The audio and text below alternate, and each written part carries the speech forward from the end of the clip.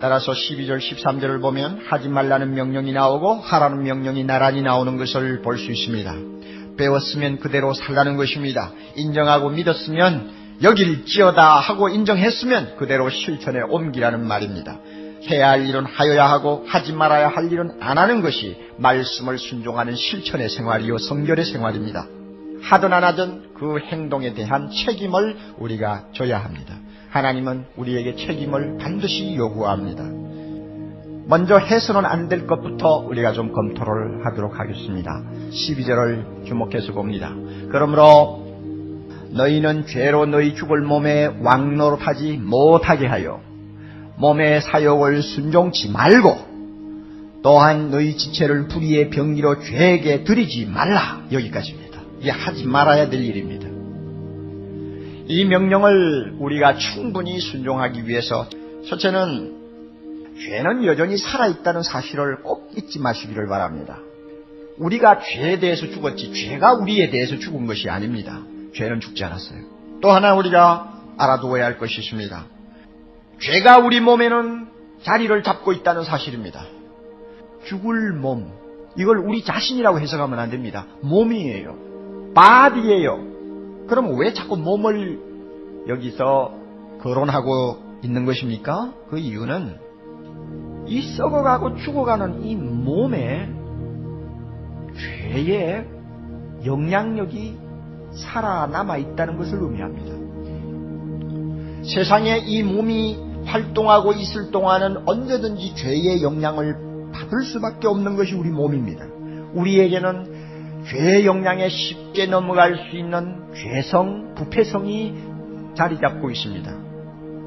여러분 꼭 기억하십시오. 예수 믿고 중생을 받은 자라도 자기의 사욕에 이리저리 끌려다닐 수가 있습니다. 속 사람이 중생을 받은 것이지 몸이 새 것으로 바뀐 것 아닙니다. 우리의 본능이 새로 태어난 것이 아닙니다. 몸이나 본능은 옛날 그대로 남아 있습니다. 이것을 마귀가 이용하는 것이고 죄가 이용하는 것입니다. 이 점을 분명히 하세요. 마귀가 죄의 힘을 이용하여 우리의 본능을 충동질할 때 우선 마귀가 노리는 것은 행동에 옮기는 죄를 범하게 하는 것입니다. 그러나 가서는 안 될 곳을 가도록 하는데 안 가. 해서는 안 될 일을 하게 하는데도 말을 안 들어. 그러면 제1차적으로 마귀는 공격합니다. 보이지 않는 우리의 정신계를 공격합니다. 우리의 상상력을 파고 들어옵니다.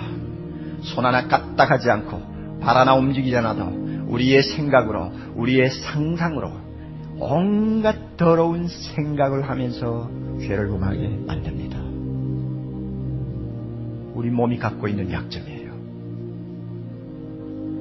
우리가 경험적으로 알지 않습니까? 겉으로는 죄 짓는 사람이 아닙니다. 그러나 그 사람의 생각에는 무수한 죄들이 쌓일 수 있다는 것을 잘 알지 않습니까? 마귀가 우리의 몸을 이용할 때, 몸을 통해서 유혹할 때 이와 같은 강교한 짓을 할 수 있는 것입니다. 그러므로 과연 죄가 나를 지배하나 못하나 한번 테스트를 하기 위해서라도 두 가지를 한번 꼭 해보아야 합니다. 첫째는 우리 몸을 하나님이 기뻐하시는 도구로 드리는 것입니다. 여러분 죄짓지 않는 것으로 만족하지 마시기를 바랍니다. 내 몸을 하나님께 드리도록 나아가야 합니다. 죄짓지 않는 목적은 내 몸을 하나님께 거룩하게 헌신하기 위해서입니다. 이렇게 헌신할 때 죄가 우리를 지배하지 못합니다. 이걸 분명히 알아두세요.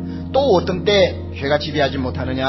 우리가 법 아래 있지 않고 은혜 아래 있다는 사실을 알고 행동할 때라고 했습니다. 은혜 아래 살면 방종해가지고 죄를 더 많이 지을 것이라고 하는 이론을 펴는 사람이 있습니다. 그것은 천만의 말씀이에요. 은혜의 매력을 몰라서 하는 말입니다. 은혜의 능력을 몰라서 하는 말입니다.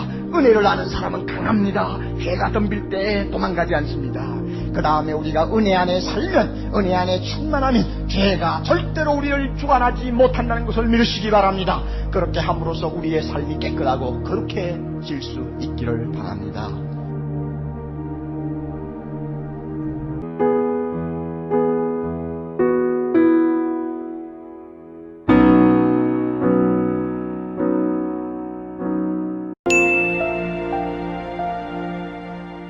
Rise Up, jhis.tv.